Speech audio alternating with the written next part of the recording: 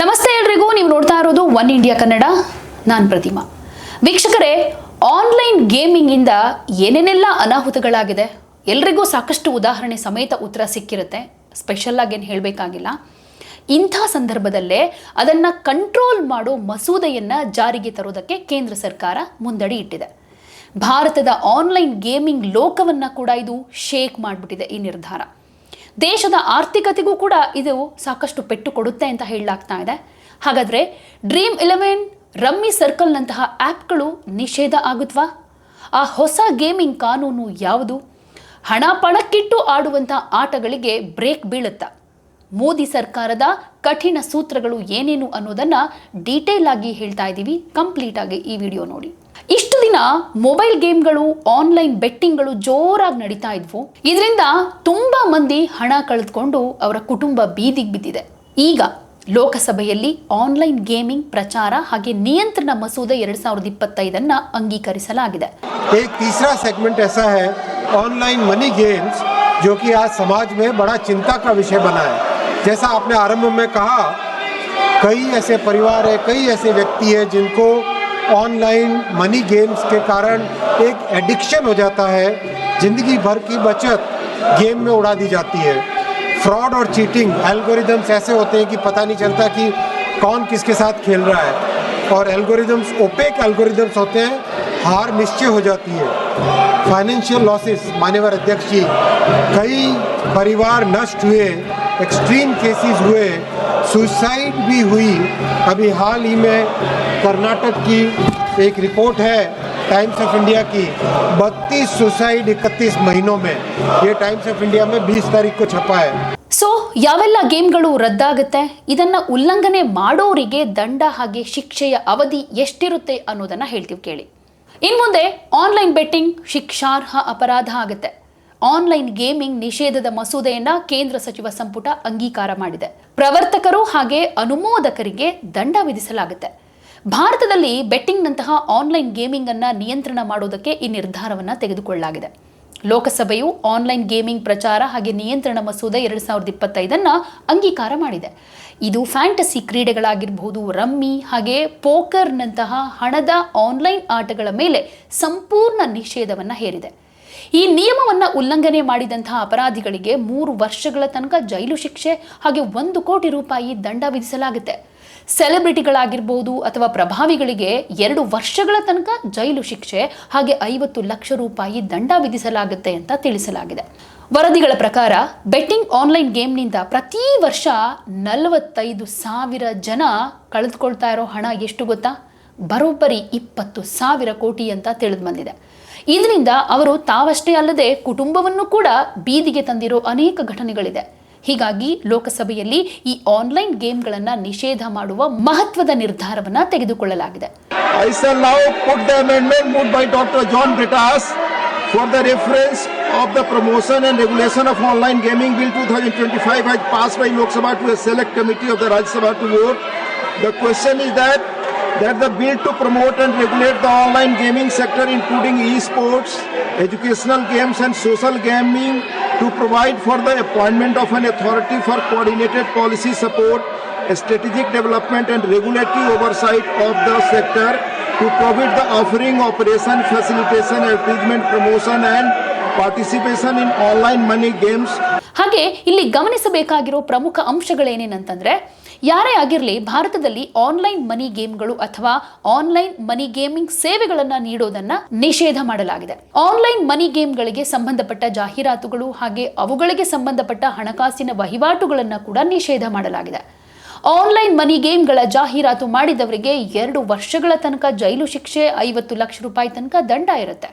Online ಮನಿ gaming ಪ್ಲಾಟ್ಫಾರ್ಮ್ಗಳೊಂದಿಗಿನ ಹಣಕಾಸಿನ ವಹಿವಾಟುಗಳಿಗೆ 3 ವರ್ಷಗಳ ಜೈಲು ಶಿಕ್ಷೆ ಹಾಗೆ 1 ಕೋಟಿ ತನಕ ದಂಡ. ಇನ್ನು ಈ ಮಸೂದೆ ಯಾವುದೇ ಆನ್ಲೈನ್ ಹಣದ ಗೇಮಿಂಗ್ ಸೇವೆಯನ್ನ ನೀಡೋದು, ಸಹಾಯ ಮಾಡೋದು, ಪ್ರೋತ್ಸಾಹಿಸೋದು ಜೊತೆಗೆ ಪ್ರೇರೇಪಿಸೋದನ್ನ ಕೂಡ ನಿಷೇಧ ಮಾಡಲಾಗಿದೆ. ಮತ್ತೆ ಅದನ್ನ ಶಿಕ್ಷಾರ್ಹ ಅಪರಾಧ ಅಂತ ಕೂಡ ಘೋಷಣೆ ಮಾಡಲಾಗಿದೆ.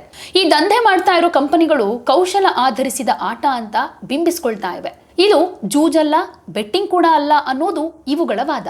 ಹೀಗೆ ಹೇಳೋದರ ಮೂಲಕ ಕಾನೂನಿನ ಕುಣಿಕೆಯಿಂದ ತಪ್ಪಿಸಿಕೊಳ್ಳೋ ಪ್ರಯತ್ನಗಳು ತುಂಬಾ ವ್ಯವಸ್ಥಿತವಾಗಿ ನಡೀತಾ ಇದೆ. ಅನೇಕ ಸಿನಿಮಾ ನಟ ನಟಿಯರು, ಕ್ರೀಡಾಕಲಿಗಳು ಕೂಡ ಇವುಗಳ ಪ್ರಚಾರ ರಾಯಭಾರಿಗಳು ಕೂಡ ಆಗಿದ್ದಾರೆ. ಅದಕ್ಕೂ ಕಡಿವಾಣ ಬೀಳುತ್ತೆ ಇನ್ಮುಂದೆ. ಆನ್ಲೈನ್ ಗೇಮಿಂಗ್ ನಿಷೇಧದಿಂದ ಸುಮಾರು ಕಂಪನಿಗಳ 2 ಲಕ್ಷ ಉದ್ಯೋಗಗಳು, 25,000 ಕೋಟಿ ರೂಪಾಯಿಗಳ ಹೂಡಿಕೆ ಮತ್ತೆ ವಾರ್ಷಿಕ 20,000 ಕೋಟಿ ರೂಪಾಯಿಗಳ GST ಸಂಗ್ರಹಕ್ಕೆ ಕುತ್ತಾಗುತ್ತೆ ಅಂತ ಮಾಧ್ಯಮದ ವರದಿಯೊಂದು ಅಂದಾಜಿಸಿದೆ. ಇನ್ನು ಈ ವಿಧೇಯಕದ ಕರಡು ಪ್ರತಿಗಳು ಆನ್ಲೈನ್ನಲ್ಲಿ ಪ್ರಸಾರವಾಗ್ತಾ ಇದ್ದ ಹಾಗೆ ವಿಧೇಯಕ ಅಂಗೀಕಾರ ಆದರೆ ಆದಾಯ ಗಳಿಸೋದಕ್ಕೆ ಸ್ಪಷ್ಟ ಮಾರ್ಗ ಇಲ್ಲದೆ ಕಾರ್ಯಾಚರಣೆಯನ್ನ ಸ್ಥಗಿತಗೊಳಿಸಬೇಕಾಗಬಹುದು ಅಂತ ಪೋಕರ್, ರಮ್ಮಿ ಮತ್ತು ಇತರೆ ಕಾರ್ಡ್ ಆಟಗಳ ಕಂಪನಿಗಳು ಕಳವಳ ವ್ಯಕ್ತಪಡಿಸಿದೆ. 20,000 ಕೋಟಿ ರೂಪಾಯಿ ಅಂದ್ರೆ ಪ್ರತಿ ವರ್ಷ ಆನ್ಲೈನ್ ಗೇಮ್ಗಳಿಂದ ಭಾರತೀಯರು ಕಳೆದುಕೊಳ್ತಾ ಇರೋ ಅಂದಾಜು ಮೊತ್ತ ಇದು.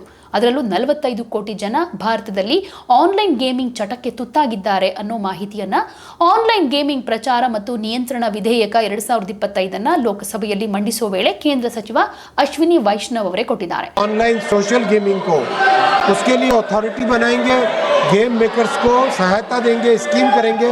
लेकिन माननीय अध्यक्ष जी, जब समाज के बारे में, मध्यम वर्गीय परिवारों के बारे में और इंडस्ट्री के एक सेगमेंट के बारे में, जब समाज के बारे में और सरकार के रेवेन्यू के बारे में चिंता करनी होती है, इन दोनों के बीच में माननीय प्रधानमंत्री श्री नरेंद्र मोदी जी ने हमेशा मध्यम वर्ग के परिवार को ही चुना है, हमेशा समाज के बेनिफिट को ही चुना है, कभी इसमें कॉम्प्रोमाइज नहीं किया है. और इस बिल में भी प्राथमिकता दी गई है. ಆನ್ಲೈನ್ ಮನಿ ಗೇಮ್ಗಳ ನಿಷೇಧ ಯಾಕೆ ಅಂತ ಹೇಳೋದಾದ್ರೆ, ಈ fantasy sports, poker, rummy, online lottery ಹಾಗೆ ಜೂಜಾಟಕ್ಕೆ ಕಡಿವಾಣ ಹಾಕೋದು ಈ ಹೊಸ ಮಸೂದೆಯ ಮುಖ್ಯ ಉದ್ದೇಶ. ಮಾಹಿತಿ ತಂತ್ರಜ್ಞಾನ ಸಚಿವಾಲಯದ ಪ್ರಕಾರ ಈ ಹೊಸ ಕಾನೂನು ಅನೇಕ ಸಮಸ್ಯೆಗಳನ್ನು ಬಗೆಹರಿಸುತ್ತೆ. ಅದರಲ್ಲೂ ಪ್ರಮುಖವಾಗಿ ದೇಶದ ಯುವಕರನ್ನ ಈ ಕಾನೂನು ರಕ್ಷಣೆ ಮಾಡುತ್ತೆ. ಸುಲಭವಾಗಿ ಹಣ ಗಳಿಸಬಹುದು ಅಂತ ಯುವಕರು ಈ ಆನ್ಲೈನ್ ಗೇಮ್ಗಳ ದಾಸರಾಗ್ತಾ ಇದ್ದಾರೆ. ಇದನ್ನ ತಡಿಬೇಕು ಅಂತಂದ್ರೆ ಈ ಮಸೂದೆ ಸಹಾಯ ಮಾಡುತ್ತೆ. ಇನ್ನು ಲ್ಯುಮಿಕೈ ಅನ್ನೋ ಸಂಸ್ಥೆ ವರದಿ ಪ್ರಕಾರ ಭಾರತದಲ್ಲಿ ಫ್ಯಾಂಟಸಿ ಸ್ಪೋರ್ಟ್ಸ್ ಆಡೋರಲ್ಲಿ 43% 18ರಿಂದ 30 ವರ್ಷದ ವಯಸ್ಸಿನವರೇ ಆಗಿದ್ದಾರೆ. ಅವರು ಪ್ರತಿದಿನ ಸುಮಾರು 55 ಕೋಟಿ ರೂಪಾಯಿಗಳನ್ನು ಇದರಲ್ಲಿ ಹೂಡಿಕೆ ಮಾಡ್ತಾರೆ. ಹಾಗೇನೆ ಭಯೋತ್ಪಾದನೆ ಹಾಗೆ ಅಕ್ರಮ ಹಣ ವರ್ಗಾವಣೆಗೆ ಬ್ರೇಕ್ ಬೀಳುತ್ತೆ. ಇದರಿಂದ ಈ ಪ್ಲಾಟ್ಫಾರ್ಮ್ಗಳ ಮೂಲಕ ಭಯೋತ್ಪಾದಕರಿಗೆ ಹಣಕಾಸು ನೆರವನ್ನ ಕೊಡೋದು ಹಾಗೆ ಕಪ್ಪು ಹಣವನ್ನ ಬಿಳಿ ಮಾಡೋದನ್ನ ಕೂಡ ತಪ್ಪಿಸಬಹುದು. ಈ ಮಸೂದೆಯ ಮತ್ತೊಂದು ಉದ್ದೇಶ. ಇನ್ನು 2022ರಲ್ಲಿ ಭಾರತದ ಹಣಕಾಸು ಗುಪ್ತಚರ ಘಟಕ ಗೇಮಿಂಗ್ ಪ್ಲಾಟ್ಫಾರ್ಮ್ಗಳಲ್ಲಿ 2,000 ಕೋಟಿ ರೂಪಾಯಿಗಳಷ್ಟು ತೆರಿಗೆ ರಹಿತ ವಹಿವಾಟನ್ನ ನಡೆಸಿರೋದಾಗಿ ವರದಿ ಮಾಡಿತ್ತು. ಚೀನಾ ಮೂಲದ EN ಗೇಟ್ಸ್ನಿಂದ 17.82 ಕೋಟಿ ರೂಪಾಯಿ ನಗದು ಹಾಗೆ 22 ಕೋಟಿ ರೂಪಾಯಿ ಮೌಲ್ಯದ ಬಿಟ್ಕಾಯಿನ್ ಅನ್ನ ಇಡಿ ವಶಪಡಿಸಿಕೊಂಡಿತ್ತು. ಫೆಮಿನ್ ಅನ್ನೋ ಆ್ಯಪ್ ಭಾರತೀಯರಿಗೆ 400 ಕೋಟಿ ರೂಪಾಯಿ ವಂಚಿಸಿತ್ತು. ಇನ್ನು ಮಹದೇವ್ ಬೆಟ್ಟಿಂಗ್ ಆ್ಯಪ್ ಪ್ರಕರಣ ಅಂತೂ 40,000 ಕೋಟಿ ರೂಪಾಯಿಗಳಷ್ಟು ಅಕ್ರಮ ಹಣ ವರ್ಗಾವಣೆ ಜಾಲವನ್ನ ಬಯಲಿಗೆಳೆದಿತ್ತು. ಇದೆಲ್ಲವನ್ನ ತಡೆಯೋದಕ್ಕೆ ಈ ಮಸೂದೆಯನ್ನ ಮೋದಿ ಸರ್ಕಾರ ತರ್ತಾ ಇದೆ. ಪಬ್ಜಿ, ಈ ಸ್ಪೋರ್ಟ್ಸ್ಗಳಿಗೆ ಇಲ್ಲಿ ವಿನಾಯಿತಿ ಅನ್ನೋದಾದ್ರೆ ಯಾಕೆ ಅನ್ನೋ ಪ್ರಶ್ನೆ ಕೂಡ ಬರುತ್ತೆ.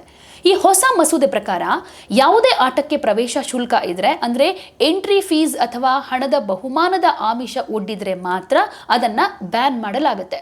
ಪಬ್ಜಿ, ಕಾಲ್ ಆಫ್ ಡ್ಯೂಟಿಯಂತಹ ಈ ಗೇಮ್ಗಳು ಫ್ರೀಯಾಗಿ ಆಡೋದಕ್ಕೆ ಸಿಗುತ್ತೆ. ಒಂದಿಷ್ಟು ನಿಗದಿತ ಚಂದಾದಾರಿಕೆ ಶುಲ್ಕವನ್ನ ಹೊಂದಿದೆ. ಇಲ್ಲಿ ಆಟಗಾರರು ಗೆಲ್ಲೋದಕ್ಕೆ ಹಣವನ್ನ ಪಣಕ್ಕಿಡೋದಿಲ್ಲ. ಹಾಗಾಗಿ ಈ ಸ್ಪೋರ್ಟ್ಸ್ ಹಾಗೇನೆ ಸೋಷಿಯಲ್ ಗೇಮಿಂಗ್ಗೆ ಯಾವುದೇ ಅಡ್ಡಿ ಇಲ್ಲ. ಬದಲಿಗೆ ಸರ್ಕಾರ ಅವುಗಳನ್ನು ಪ್ರೋತ್ಸಾಹಿಸೋದಕ್ಕೆ ಮುಂದಾಗಿದೆ.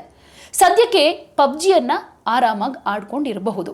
ಇನ್ನೊಂದು ಕಡೆ ಒಂದಷ್ಟು ಸವಾಲು ಕೂಡ ಇರುತ್ತೆ. ಈ ಕಠಿಣ ಕಾನೂನನ್ನ ಜಾರಿ ಮಾಡೋದು, ಕೇಂದ್ರ ಸರ್ಕಾರ ಕ್ರಾಂತಿಕಾರಿ ಕಾನೂನನ್ನ ಜಾರಿಗೆಯನ್ನು ತರೋದಕ್ಕೆ ಇಲ್ಲಿ ನಿರ್ಧಾರ ಮಾಡಿದೆ. ಆದರೆ ಅದನ್ನು ಜಾರಿ ಮಾಡೋದು ಅಷ್ಟೊಂದು ಈಸಿ ಅಲ್ಲ. ಭಾರತದಲ್ಲಿ ನೋಂದಾಯಿತ ಕಂಪನಿಗಳು ಸರ್ಕಾರದ ನಿಯಮಗಳನ್ನು ಪಾಲಿಸಲೇಬೇಕು. ಆದರೆ ಬಳಕೆದಾರರು VPN ಬಳಸಿ ನಿಷೇಧಿತ ವಿದೇಶಿ ವೆಬ್ಸೈಟ್ಗಳನ್ನು ಹಾಗೆ ಅದನ್ನು ಕೂಡ ಬಳಸಬಹುದು. ನಿಷೇಧದ ನಂತರವೂ ಈ ಆ್ಯಪ್ಗಳು ಬೇರೆ ಹೆಸರಲ್ಲಿ ಮತ್ತೆ ಮಾರುಕಟ್ಟೆಗೆ ಬರಬಹುದು.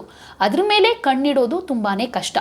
ಇನ್ನು ವಿದೇಶಿ ವೇದಿಕೆಗಳು ಕ್ರಿಪ್ಟೋ ಕರೆನ್ಸಿಯ ಮೂಲಕ ವಹಿವಾಟನ್ನು ನಡೆಸೋದ್ರಿಂದ ಅವುಗಳನ್ನು ಪತ್ತೆ ಹಚ್ಚೋದು ತುಂಬಾನೇ ಕಷ್ಟವಾಗುತ್ತೆ. ಟೆಲಿಗ್ರಾಮ್, ವಾಟ್ಸ್ಆ್ಯಪ್ ಮೂಲಕ ಕೂಡ ಬೆಟ್ಟಿಂಗ್ ಸಿಂಡಿಕೇಟ್ಗಳು ಕೆಲಸ ಮಾಡುತ್ತೆ. ಇದರ ಮೇಲೆ ನಿಗಾ ಇಡಬೇಕು ಅಂದರೆ ಅದು ದೊಡ್ಡ ಸವಾಲಿನ ಕೆಲಸ.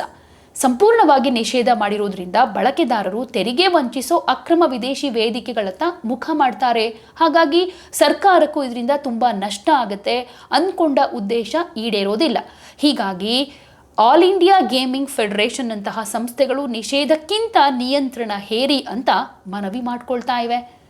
ಆನ್ಲೈನ್ ಗೇಮಿಂಗ್ ನಿಷೇಧದಿಂದ ತುಂಬಾನೇ ನಷ್ಟ ಆಗುತ್ತೆ ಸರ್ಕಾರಕ್ಕೆ ಅನ್ನೋದಾದ್ರೆ ಈ ಹೊಸ ಕಾನೂನು ಸಾಮಾಜಿಕವಾಗಿ ದೊಡ್ಡ ಬದಲಾವಣೆಯನ್ನು ತರುತ್ತೆ. ಜೊತೆಗೆ ಭಾರತದ ಆರ್ಥಿಕತೆ ಮೇಲೂ ಕೂಡ ಒಂದು ಎಫೆಕ್ಟ್ ಉಂಟು ಮಾಡುತ್ತೆ. ಈ ನಿಷೇಧ ಭಾರತದ ಗೇಮಿಂಗ್ ಮಾರುಕಟ್ಟೆಯನ್ನ ನಿಜಕ್ಕೂ ಶೇಕ್ ಮಾಡುತ್ತೆ ಅಂತ ಹೇಳ್ಬೋದು. ಭಾರತದ ಆನ್ಲೈನ್ ಗೇಮಿಂಗ್ ಮಾರುಕಟ್ಟೆಯ ಮೂಲ್ಯ ಸುಮಾರು 32,000 ಕೋಟಿಯದ್ದಾಗಿದೆ. ಇದರಲ್ಲಿ 86% ಆದಾಯ ರಿಯಲ್ ಮನಿ ಗೇಮ್ನಿಂದಾನೇ ಬರುತ್ತೆ. ಇದಕ್ಕೆ ಈಗ ದೊಡ್ಡ ಹೊಡೆತ ಬೀಳುತ್ತೆ. ಈ ಉದ್ಯಮ ಸರ್ಕಾರಕ್ಕೆ ವಾರ್ಷಿಕವಾಗಿ 20,000 ಕೋಟಿ ರೂಪಾಯಿ ತೆರಿಗೆಯನ್ನ ಪಾವತಿ ಮಾಡುತ್ತೆ. ಇದಕ್ಕೂ ಕೂಡ ಬ್ರೇಕ್ ಬೀಳುತ್ತೆ. 25,000 ಕೋಟಿ ರೂಪಾಯಿ ವಿದೇಶಿ ಹೂಡಿಕೆ ಇದರಿಂದ ಹರಿದು ಬಂದಿದ್ದು 2 ಲಕ್ಷ ಜನರಿಗೆ ಉದ್ಯೋಗಾವಕಾಶವನ್ನ ಕೊಟ್ಟಿದೆ. ಈ ನಿಷೇಧದಿಂದ ಸರ್ಕಾರಕ್ಕೆ ವಾರ್ಷಿಕವಾಗಿ 25,000 ಕೋಟಿ ರೂಪಾಯಿಗಿಂತ ಹೆಚ್ಚು ಲಾಸ್ ಆಗಬಹುದು. Dream11, ರಮ್ಮಿ, ವಿನ್ಝೋನ್ ಅಂತಹ ದೊಡ್ಡ ಕಂಪನಿಗಳು ಬಾಗಿಲು ಮುಚ್ಚೋ ಚಾನ್ಸಸ್ ಕೂಡ ಬರುತ್ತೆ. ಆನ್ಲೈನ್ ರಿಯಲ್ ಮನಿ ಗೇಮಿಂಗ್ ಮೇಲೆ ಸಂಪೂರ್ಣವಾಗಿ ನಿಷೇಧ ಹೇರೋ ಕೇಂದ್ರದ ನಿರ್ಧಾರಕ್ಕೆ ಐಟಿ ಹಾಗೆ ಜೈವಿಕ ತಂತ್ರಜ್ಞಾನ ಸಚಿವ ಪ್ರಿಯಾಂಕ್ ಖರ್ಗೆ ಅವರು ವಿರೋಧವನ್ನ ವ್ಯಕ್ತಪಡಿಸಿದ್ದಾರೆ. ಇದು ಮೋದಿ ಸರ್ಕಾರದ ಕೆಟ್ಟ ನೀತಿ ನಿರೂಪಣೆಯ ಮತ್ತೊಂದು ಮಾಸ್ಟರ್ ಸ್ಟ್ರೋಕ್ ಅಂತ ಟೀಕೆ ಮಾಡಿದ್ದಾರೆ. ಈ ನಿರ್ಧಾರ ರಾಜ್ಯದ ಆದಾಯ, ಉದ್ಯೋಗ ಹಾಗೆ ಹೂಡಿಕೆಗಳ ಮೇಲೂ ಕೂಡ ಕೆಟ್ಟ ಪರಿಣಾಮ ಬೀರುತ್ತೆ ಅಂತ ಹೇಳ್ಕೊಂಡಿದ್ದಾರೆ. ಒಟ್ನಲ್ಲಿ ಕೇಂದ್ರ ಸರ್ಕಾರದ ಈ ಹೊಸ ಮಸೂದೆ ದೇಶದಲ್ಲಿ ಒಂದು ದೊಡ್ಡ ಬದಲಾವಣೆಯನ್ನು ತರ್ತಾ ಇದೆ ಅನ್ನೋದಂತೂ ಹೌದು.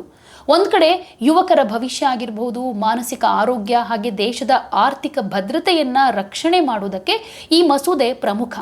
ಆದರೆ ಸಾವಿರಾರು ಕೋಟಿ ರೂಪಾಯಿಗಳ ಬೃಹತ್ ಉದ್ಯಮ, ಲಕ್ಷಾಂತರ ಉದ್ಯೋಗಗಳು ಹಾಗೆ ಸರ್ಕಾರದ ಬೊಕ್ಕಸಕ್ಕೆ ನಷ್ಟ ಕೂಡ ಆಗುತ್ತೆ ಅನ್ನೋದು ಇಲ್ಲಿ ಕಾಣಿಸುತ್ತೆ. ಸೊ ಇದನ್ನು ಸರ್ಕಾರ ಯಾವ ರೀತಿ ನಿಭಾಯಿಸುತ್ತೆ ಅನ್ನೋದನ್ನು ಕೂಡ ಕಾದು ನೋಡಬೇಕು. ಆದರೆ ಸದ್ಯಕ್ಕಂತೂ ಈ ಬದಲಾವಣೆ ಸಾಕಷ್ಟು ಮನೆಗಳಿಗೆ ನೆಮ್ಮದಿ ತಂದಿರೋದು ಕೂಡ ಅಷ್ಟೇ ಸತ್ಯ. ಯಾಕಂದರೆ ಈ ಬೆಟ್ಟಿಂಗ್ ಆಗಿರ್ಬೋದು, ಆನ್ಲೈನ್ ಗೇಮಿಂಗ್ ಆಗಿರ್ಬೋದು, ಇದರಿಂದ ಎಷ್ಟೋ ಮಂದಿ ಮನೆ ಮಠ ಕಳೆದುಕೊಂಡು ಬೀದಿಗೆ ಬಿದ್ದಿದ್ದಾರೆ. ಒಂದಷ್ಟು ಮಂದಿ ಜೀವನೂ ಕಳ್ಕೊಂಡಿದ್ದಾರೆ, ಜೀವನನೂ ಕಳ್ಕೊಂಡಿದ್ದಾರೆ. ಹೀಗಾಗಿ ಕೆಲವರಿಗೆ ಈ ಒಂದು ನಿರ್ಧಾರ ಖುಷಿಯನ್ನು ಕೊಟ್ಟಿದೆ. ರಾಜ್ಯಸಭೆಯಲ್ಲಿ ತುಂಬಾನೇ ಗದ್ದಲ ಆಗ್ತಾ ಇದ್ರೂ ಕೂಡ ಅದರ ನಡುವೆ ಆನ್ಲೈನ್ ಗೇಮಿಂಗ್ ಮಸೂದೆ ಅಂಗೀಕಾರ ಆಗಿದೆ. ಸೊ ಮಸೂದೆಯನ್ನು ಮಂಡಿಸಿ ಮಾತನಾಡಿರೋ ಸಚಿವ ಅಶ್ವಿನ್ ವೈಷ್ಣವ್ ಅವರು ಸರ್ಕಾರ ಮಧ್ಯಮ ವರ್ಗ ಹಾಗೆ ಯುವಕರ ಹಿತಾಸಕ್ತಿಯನ್ನು ರಕ್ಷಣೆ ಮಾಡೋದಕ್ಕೆ ಬದ್ಧವಾಗಿದೆ ಅಂತ ಕೂಡ ಹೇಳ್ಕೊಂಡಿದ್ದಾರೆ. ಸೊ ಸಾಕಷ್ಟು ಸವಾಲು ಕೂಡ ಇದೆ, ಈಸಿ ಅಂತೂ ಅಲ್ಲ. ಸೊ ಇದು ಜಾರಿಗೆ ಬಂದ ನಂತರದಲ್ಲಿ ನಿಜಕ್ಕೂ ಜಾರಿಗೆ ಬಂದಿದ್ದರೆ ಆದರೆ ಏನೆಲ್ಲ ಬೆಳವಣಿಗೆಗಳು, ಬದಲಾವಣೆಗಳಾಗುತ್ತೆ ಅನ್ನೋದನ್ನು ಕಾದು ನೋಡಬೇಕಾಗುತ್ತೆ.